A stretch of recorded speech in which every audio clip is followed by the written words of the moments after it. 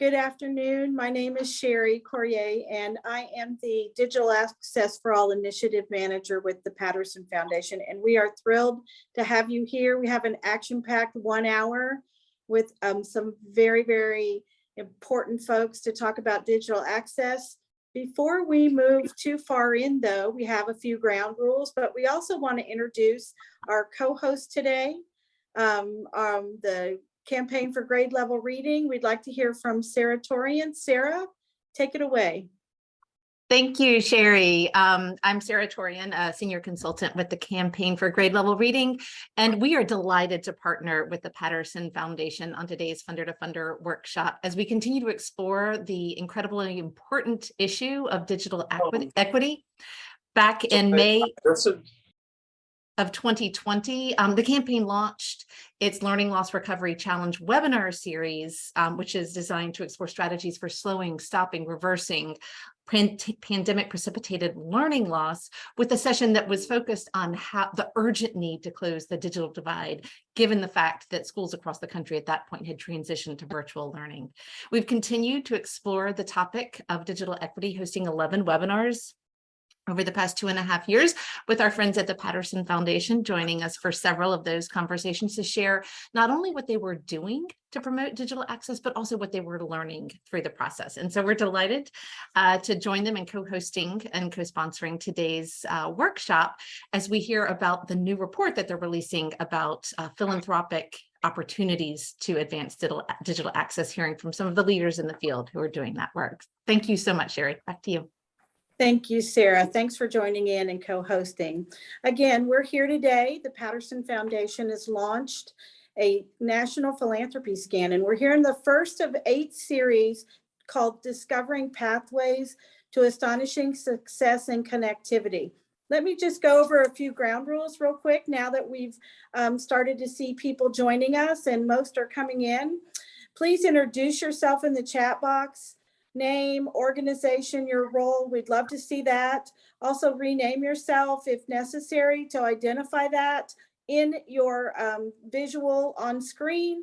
Please mute yourselves during the program where the speakers are talking. We will have an opportunity for you to join back in our breakout sessions. Use the chat box frequently for comments and asking questions. Raise your hand digitally, of course, if you have a question. We are recording this session, but it is off the record. Also, we want you to share openly. Please add your comments. We'll be monitoring the chat box. Please watch the chat box for additional information for our team. We will be tweeting out various different information on the session, and we'll also hope that you'll be able to join us for future sessions. Moving right along, I'm really excited to talk about this Patterson Foundation's role of strengthening people, organizations, communities in ways that foster wide participation. We cover in Florida a 4-county area primarily with our work: Manatee, Sarasota, DeSoto, and Charlotte County. However, the work that we've been doing spreads across the country and globally that you will learn later as well. We'd like to introduce to you our panel and presenters this day.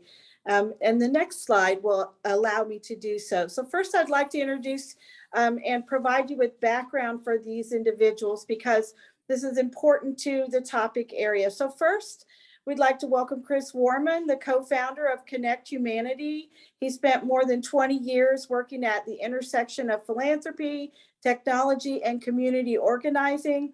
And after several years of working with large American nonprofit organizations, Chris joined the Peace Corps and landed in, of all places, Romania. There he founded numerous social enterprises and Romania's first community foundation, while building a national platform to support the development of future community foundations. Chris found himself increasingly needing access to technology and brought TechSoup into the country. Over the next several years, Chris led the design of large multinational civic tech engagement programs, led TechSoup's marketing communications group, and until October of 2021, he served as TechSoup's vice president for alliances and program development. During the pandemic, Chris then co-founded Connect Humanity. a fund for digital equity to spur philanthropy's engagement in digitalization and ensure communities around the world have access to the combination of knowledge and finance they need to come online on their own terms.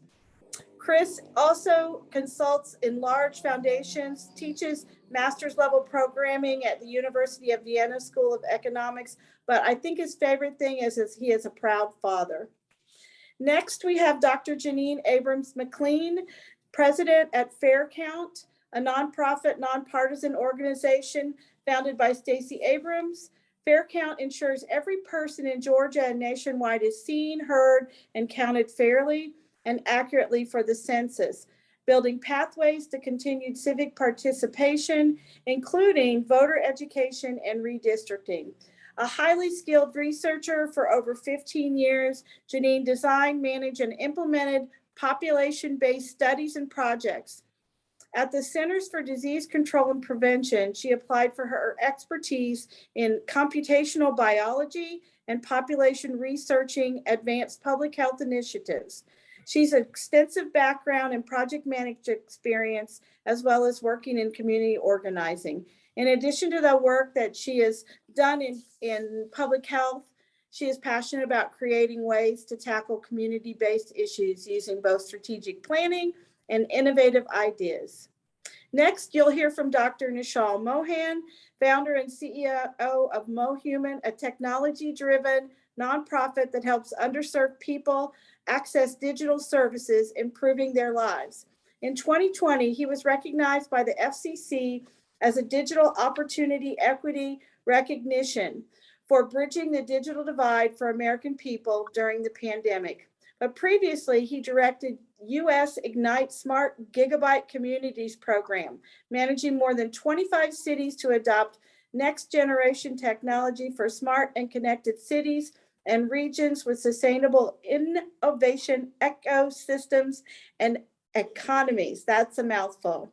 He joined US Ignite after serving as an AAAS Science and Technology Policy Fellow in the Office of the Assistant Director for Computer and Information Science and Engineering at the National Science Foundation.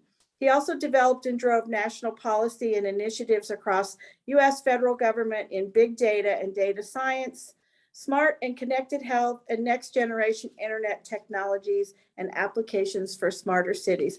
And then lastly, Krista Wagner-Vinson, who's Senior Program Officer, Broadband and Infrastructure for Rural LISC.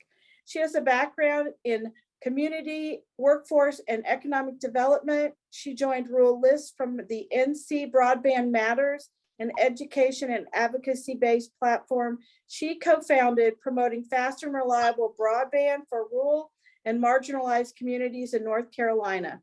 At Rural LISC, Vinson leads the broadband and infrastructure pillar, one of its 5 strategic focus areas, in a multi-pronged strategy to increase the digital support available in social safety net and to deliver the economic opportunity, employment, and place-making benefits of broadband internet infrastructure in rural America.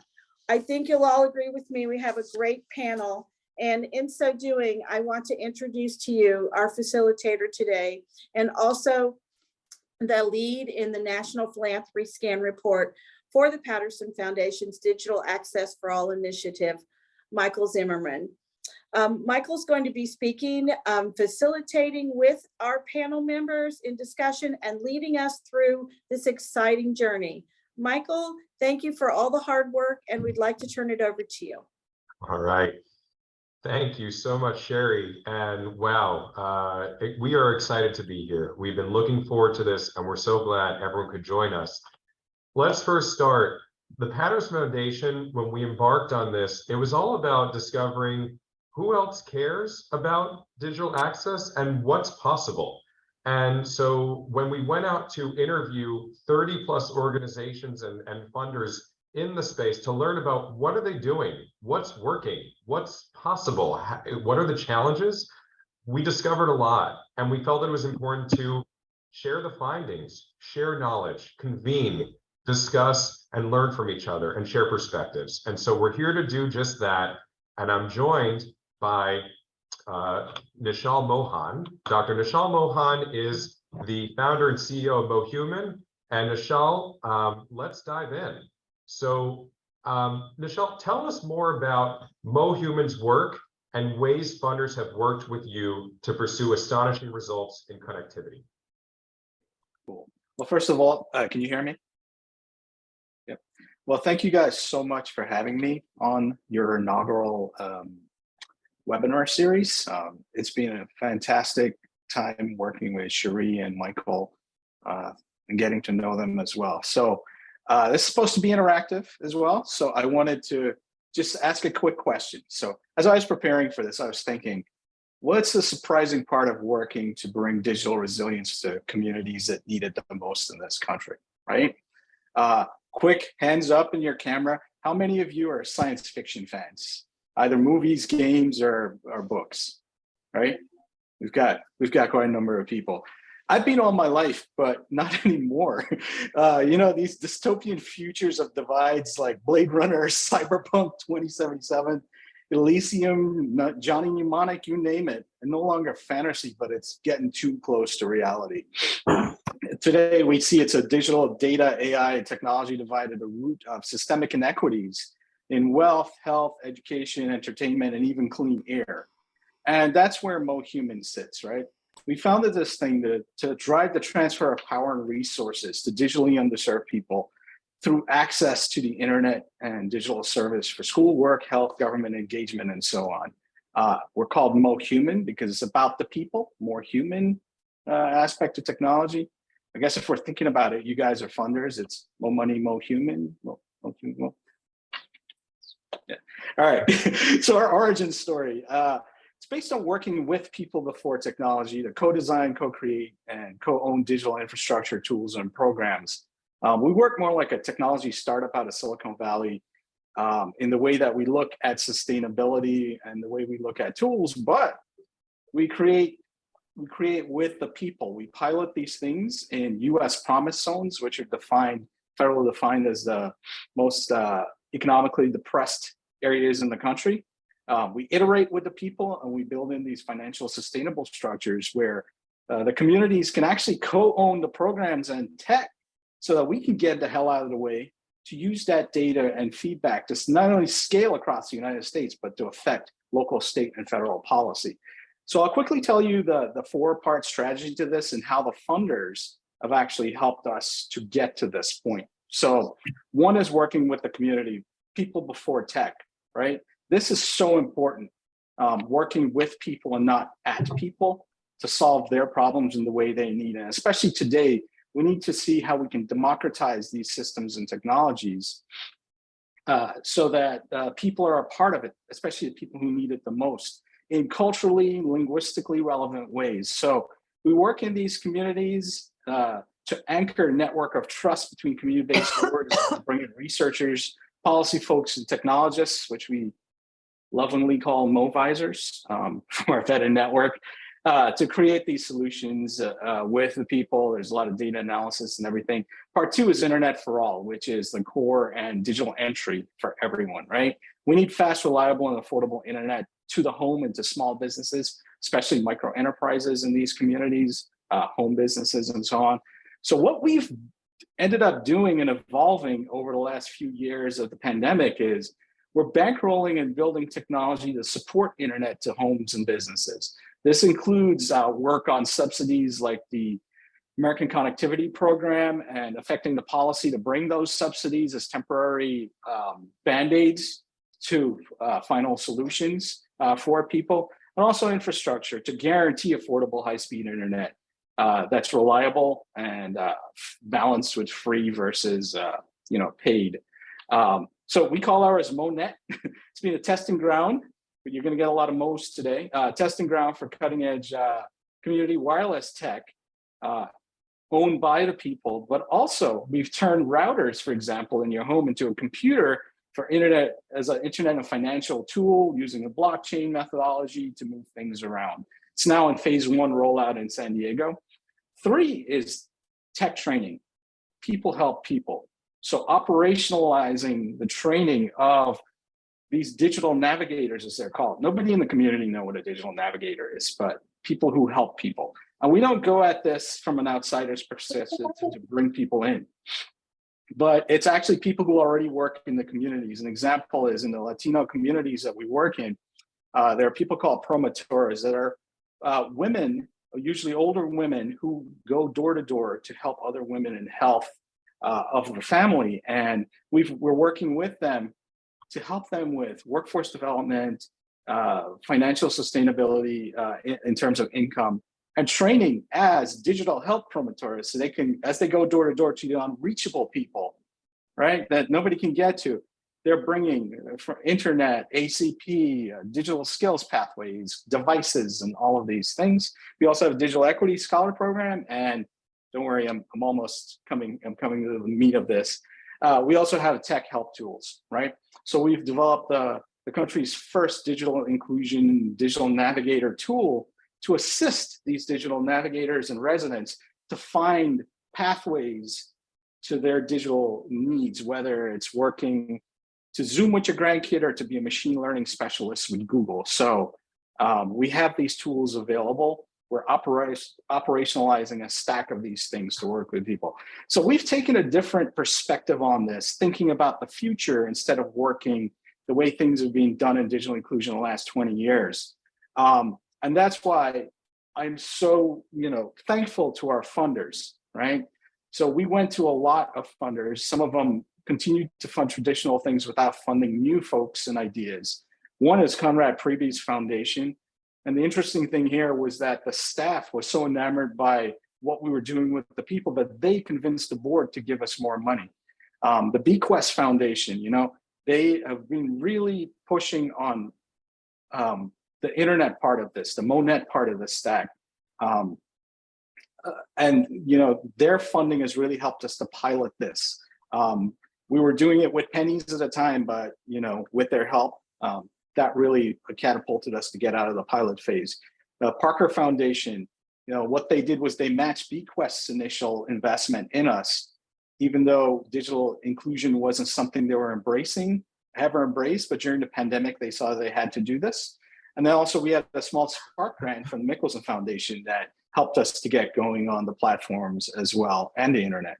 And then of course, Nishal, the idiot who bootstrapped a nonprofit because he believed that we could democratize things and help the people. So there's that investment as well. But I'm very thankful to our funders, like Previous and Bequest and all of them, but of those who continue to support us. It hasn't been easy. Funders have wasted their time to get our ideas and strategies without funding us.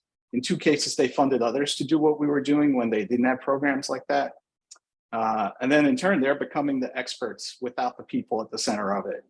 And we've also been strung along by funders wasting time and resources because they want to fund things after it's working, not in the seed phase when we actually need the investment.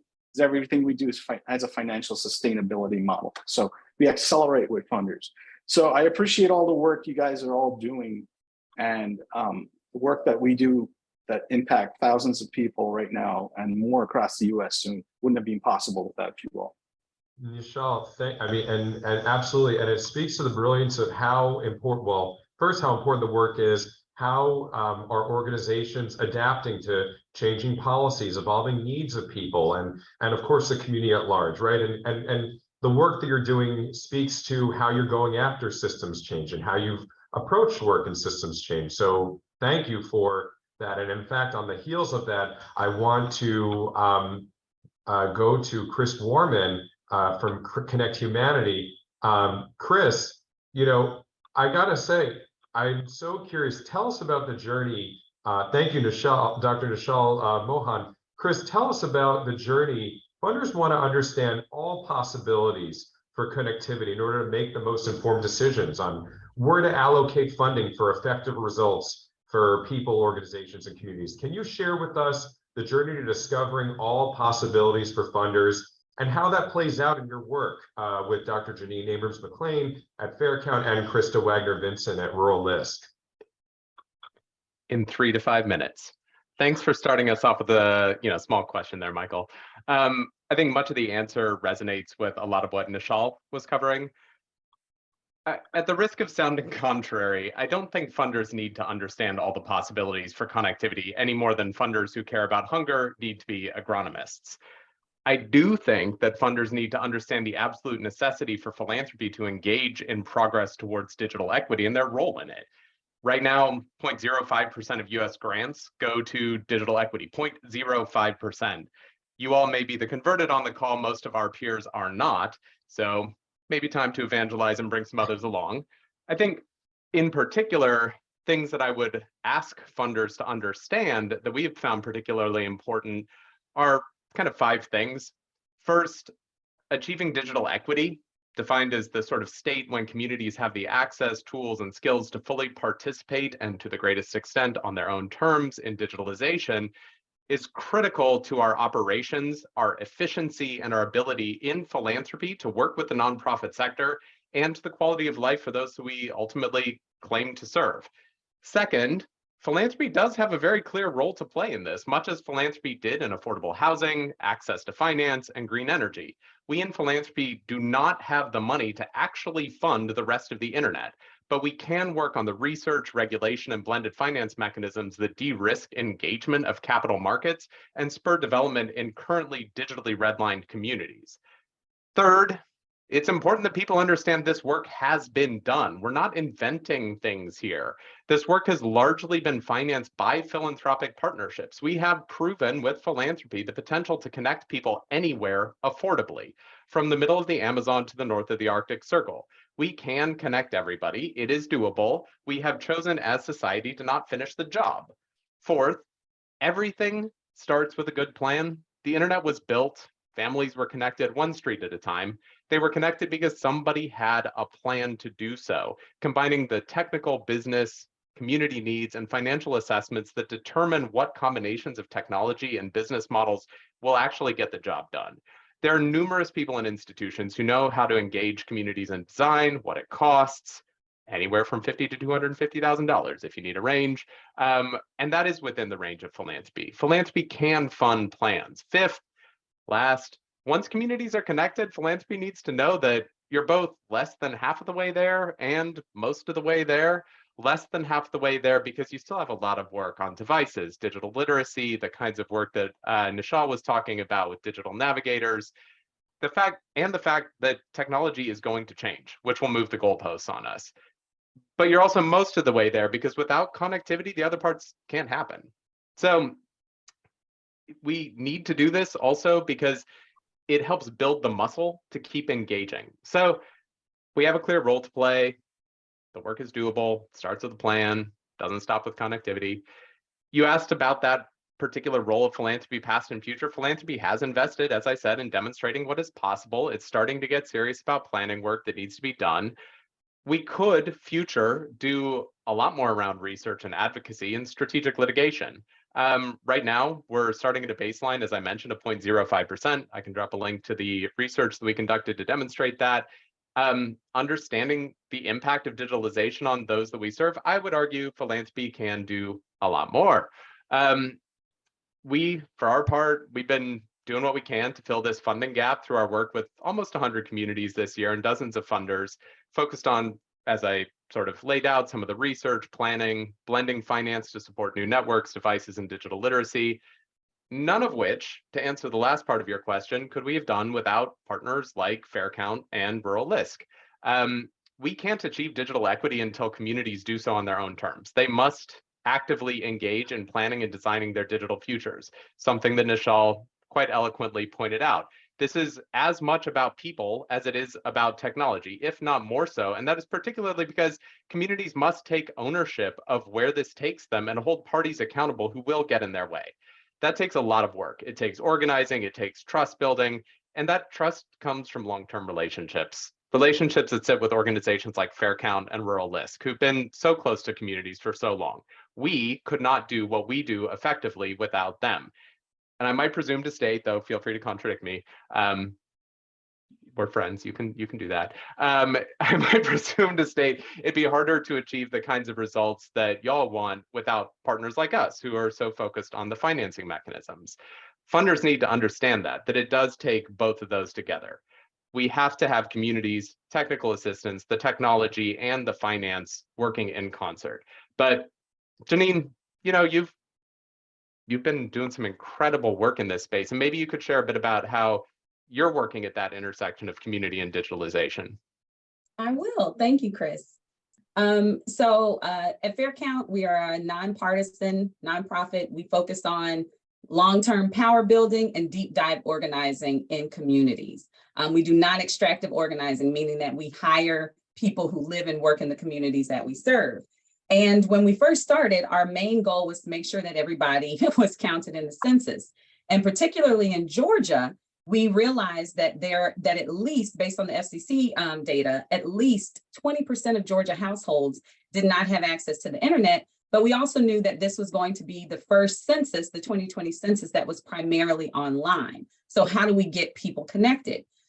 Rebecca DeHart, who started Fair Count with me, we said we can wait for the telecom companies to, out of the goodness of their heart, give people internet, or we can just bring internet to the folks. And so what we did was we started doing internet installations where we would provide hotspots, or we would pay for, other services, but we were typically providing hotspots, also digital devices, so laptops and tablets. And we would put them in churches, barbershops, migrant farm worker clinics. We put some in some community centers and in some libraries. And at the height of 2020, we had over 160 internet installations across the state. And that was a temporary fix to make sure that people could, when you're in a rural community and you don't have a Starbucks that you can just drive up to and get the Wi-Fi, you can go to the church or you can go to the community center. And so we wanted to make sure that people had access in that way. We still have about 150 of these internet installations right now, and we're using them for all sorts of things. For COVID recovery, making sure that people can get online to figure out what's going on in their community and to find shots. Or we also use them for voting, so that people can check their voter registration and apply for absentee ballots. And so these are really community resources that we've really tried to provide. So that was one thing that we did. We also do a lot of stuff around, I would say this falls more into the digital literacy. So through Fund to Foundation, we were able to start a program where we provide church management software for faith groups across the country. So right now we're in 12 different states, and the faith institutions that we serve, we have well over 15,000 people that we're connected to. And so the purpose of this is to, one, so that they can email or text your congregations to tell them about civic engagement opportunities. But we also found it was really hard. We worked with TechSoup to get the word out. But what we were finding is that it wasn't just, oh, you're giving us this free software. It was, oh, you're giving us this free software. We don't know how to use it. And so what our team ended up doing, because we had a funder who was flexible and understood that this was a new project, a new thing that we were doing, we were able to start doing office hours where we not only told people about the church management software, we started giving them tips on how to set up an email address for the church or the mosque, to figure out during COVID how to stream your services, all of these, how to set up a website for the faith institution. And that goes back to that digital literacy piece, and making sure that you can't just give people things without also supporting their understanding of how to utilize it in an efficient way. And then that brings me to how we got to work with Connect Humanity. It's kind of putting all that together. And right now, I'm really excited because we're working on a couple of pilot projects, looking at what happens if the Black church, specifically 2 Black churches in Georgia, What happens if those churches are own and operate networks? One of the churches is in Decatur, where it's not necessarily a connectivity issue, it's an affordability issue. So how can we bring affordable internet to these communities? And then the other one is on Goat Rock Road in Fortson, Georgia, where this is a community where it's both connectivity and affordability. And so how can we use community engagement? How can we really work with the folks on the ground to get that buy-in that Chris was talking about, to provide these resources with a longer term solution, while we're still doing some of our interim solutions as well. So. Wow. Phenomenal.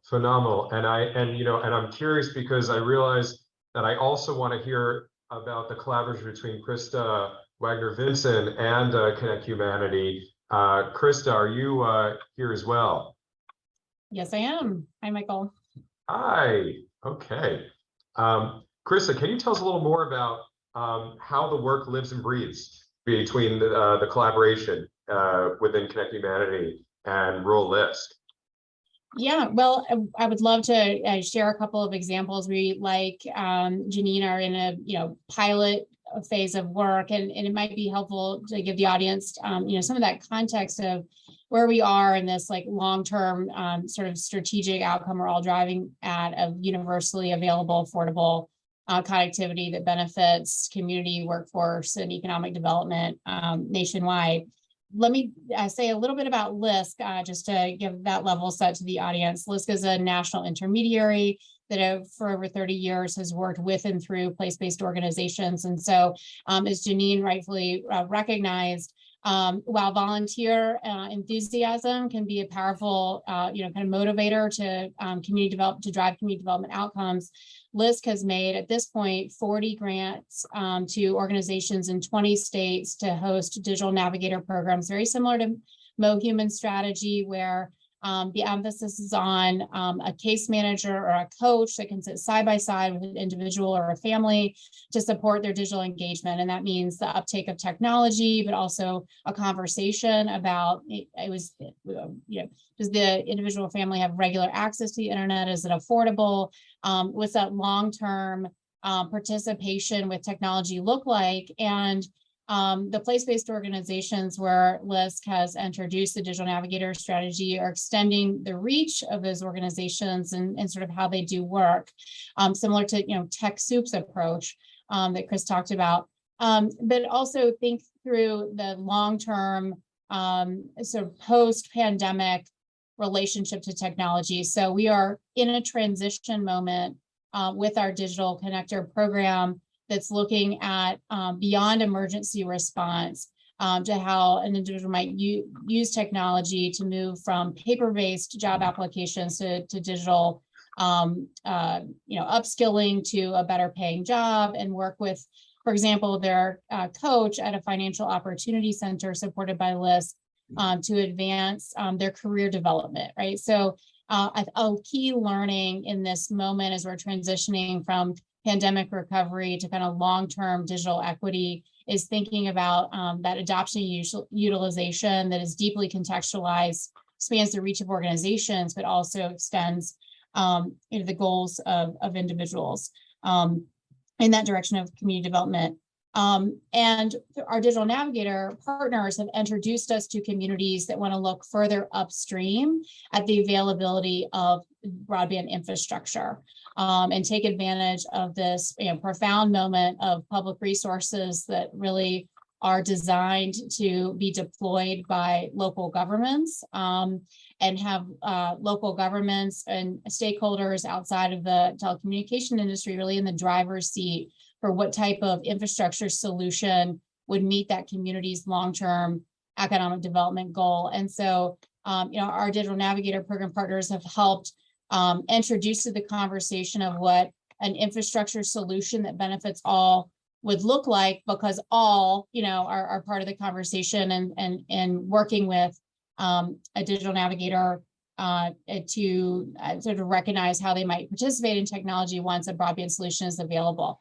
We then are working with Connect Humanity specifically on a project where the assembly of a capital stack to make an infrastructure project viable required technical assistance and input from folks that have that financial wherewithal, like Connect Humanity, and then LISC is sort of bringing its imprimatur of infrastructure for community development to drive a community development objective to the table. And so in our project with Connect Humanity and another project in Virginia, I'm going to share with the audience, it was really about assembling that stakeholder capacity and building a larger kind of widen the aperture of stakeholder engagement into that broadband solutioning. And in the case in Virginia, one of those stakeholders that came to the table was a place-based foundation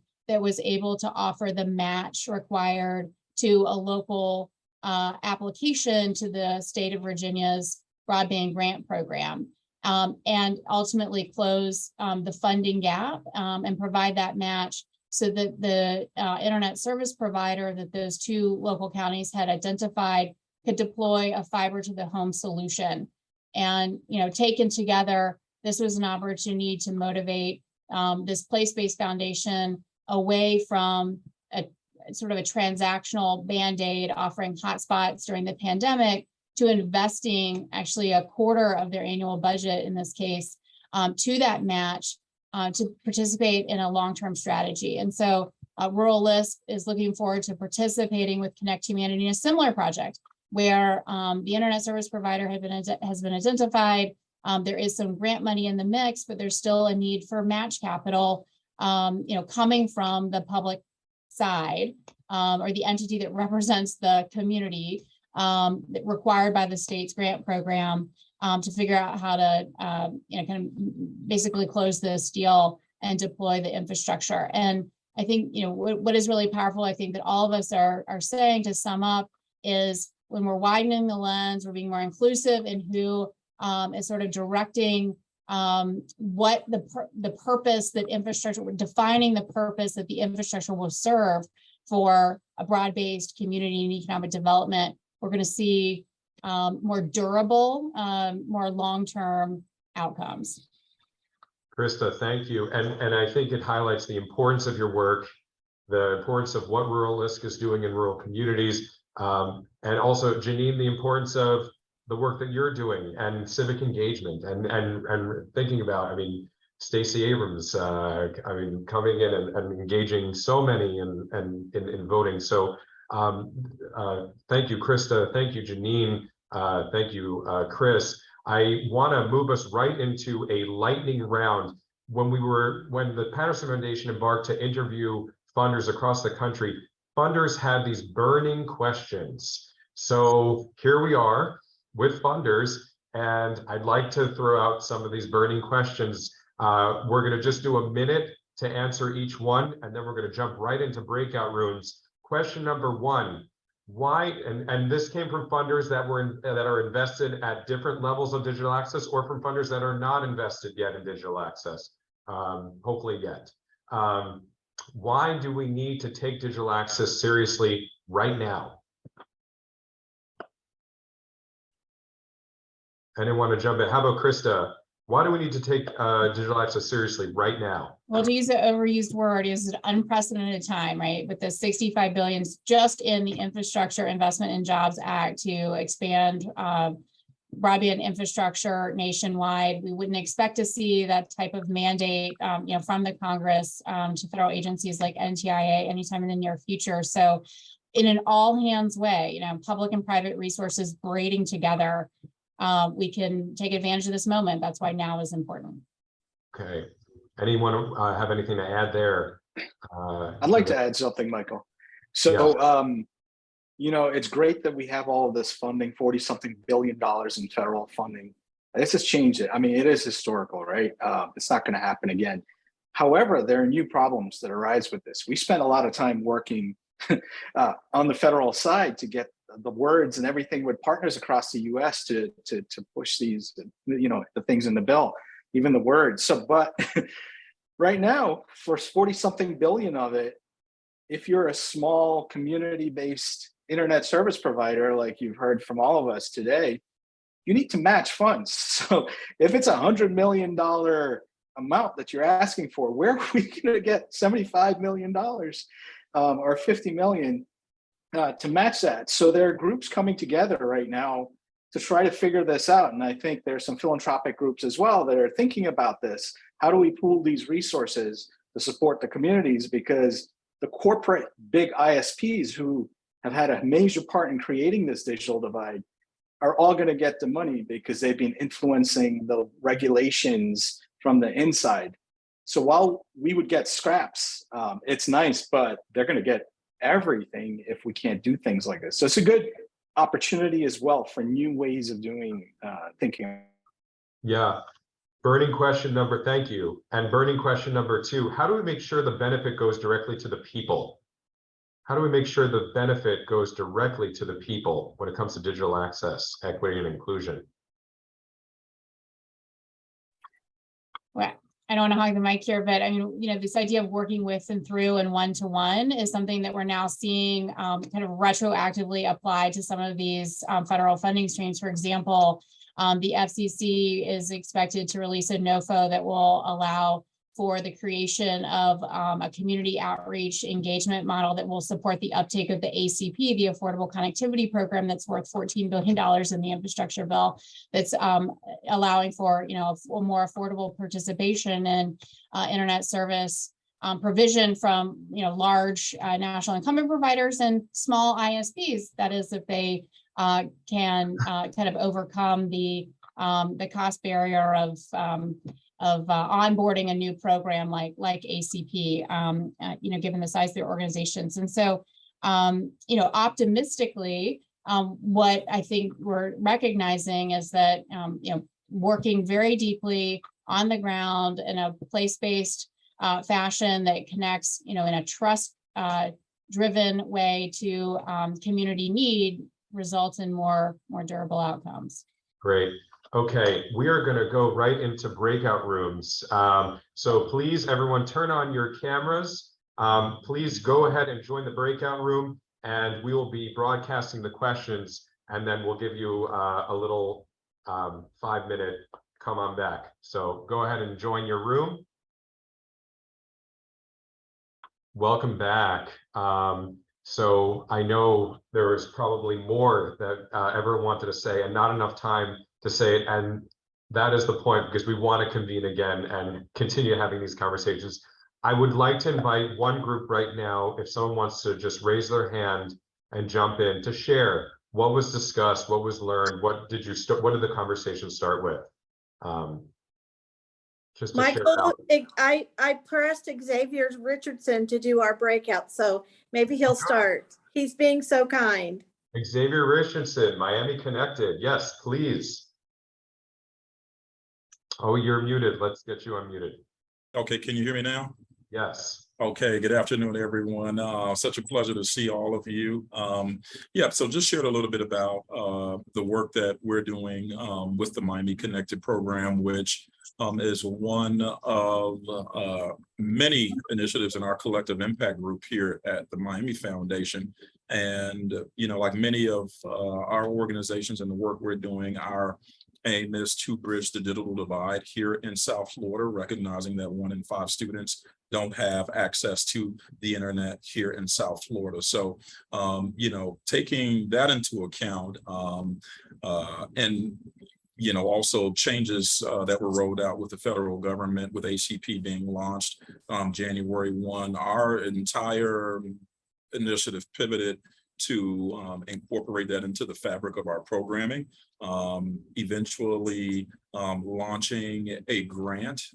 This past summer, we awarded more than $800,000 to about 13 organizations who are pretty much carrying out work in the space of digital navigation and digital literacy across the Miami-Dade community.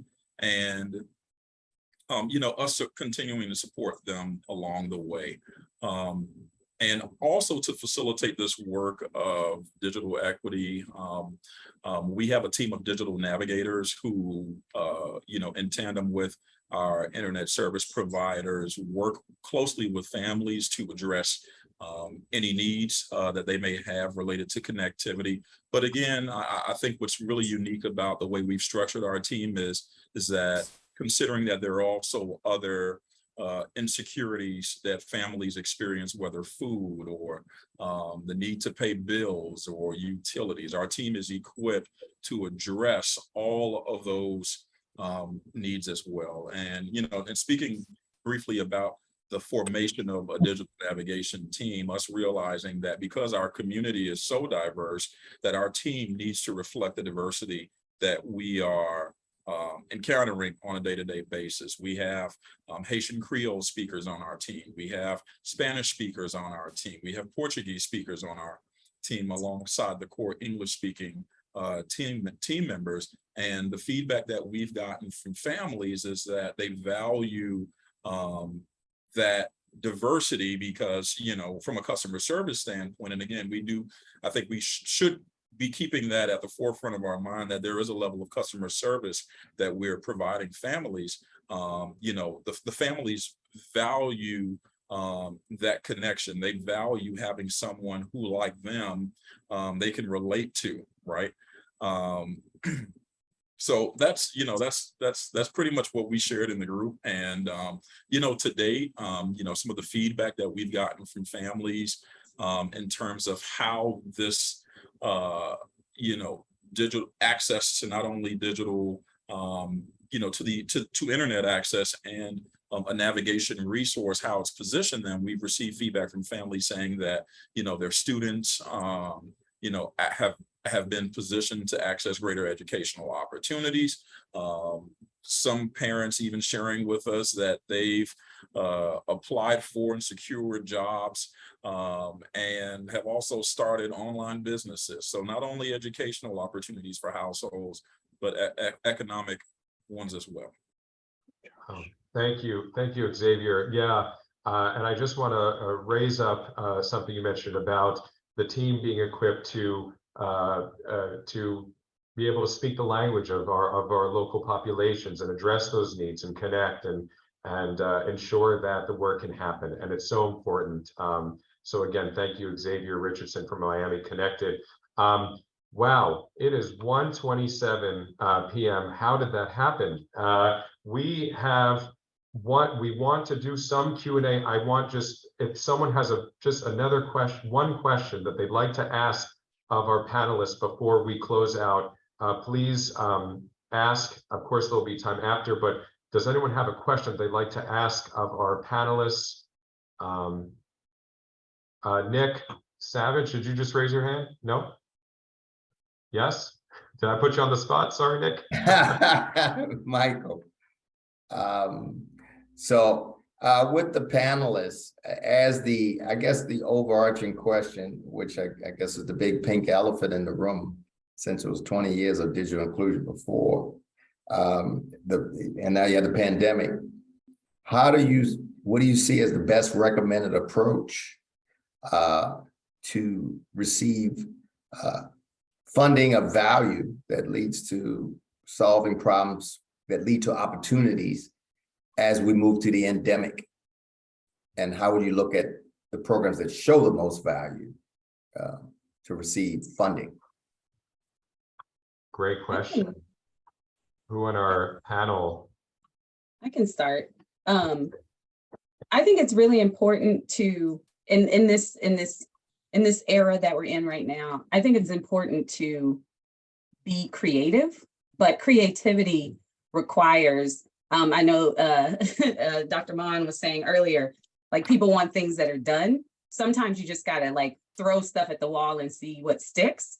And understanding that different communities are going to require different solutions. And so I think that if funders can be a little bit more creative and more flexible with the funding and the type of funding that they give for different programs, then I think that would help really hone in on solutions that are tailored to specific communities. Okay. Thank you, Janine. Thank you, Janine. Thank you, Nick. Okay, I'm going to turn it back to Cheri Coryea. our Digital Access for All lead at the Patterson Foundation. Cheri? Cheri, you got to unmute. There we go. I really hate to close it out and end it, but we know we're going to stick to our schedule. Great feedback. We'd like to invite you all to our next workshop series number 2. It'll be the multi-sector collaborations in digital access. And we really think you'll find it again to be very exciting. We want to thank everyone. These are the folks that we're looking at that we have invited to come speak: the Quantum Foundation, Fred DeLuca Foundation, Education Foundation of Palm Beach, and Community Partners of South Florida.